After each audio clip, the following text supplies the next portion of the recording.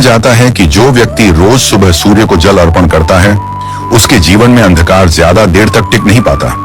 लेकिन ध्यान दीजिए, मैं यहाँ कोई चमत्कार बेचने नहीं आया, बल्कि उस शास्त्रीय सत्य की बात करने वाला हूँ जिसे लोग रोज करते हैं, पर उसका असली कारण 90% लोग नहीं जानते।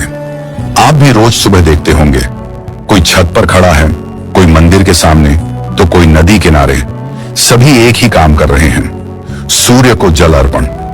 लेकिन सवाल यह है, अगर भगवान हर जगह हैं, तो सिर्फ सूर्य को ही हर सुबह जल क्यों? आज के इस वीडियो में मैं आपको कोई अंधविश्वास नहीं, बल्कि वेदों में बताया गया वह कारण बताने वाला हूं जो इस परंपरा को सबसे शक्तिशाली बनाता है। और अंत में मैं आपको बताऊंगा, सूर्य को जल चढ़ाते समय वे 12 नाम जिनका जाप करने से जल अर्पण सिर्फ रस्म नहीं बल्कि साधना बन जाता है। सबसे पहले एक सच्चाई समझिए, शास्त्रों में कहा गया है, सूर्य देव ईश्वर के प्रत्यक्ष रूप हैं।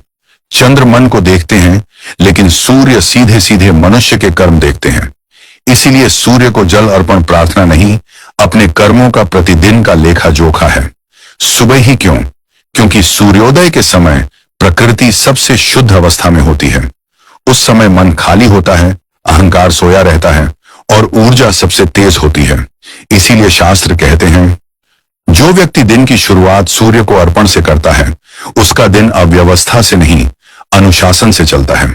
अब आता है असली रहस्य। जल अर्पण करते समय सिर्फ जल डालना ही पर्याप्त नहीं। अगर नाम नहीं लिए गए तो वह जल सिर्फ पानी बनकर रह जाता है। और इसलिए वेदों में सूर्य के 12 नाम बताए गए हैं जो सूर्य की 12 शक्तियों को जागृत करते हैं। अब ध्यान से सुनिए, जल अर्पण करते समय लिए जाने वाले 12 सूर्य नाम, एक एक नाम एक अलग प्रभाव रखता है। ओम मित्राय नमः, मित्रता, संबंध और विश्वास के लिए ओम रवैये नमः।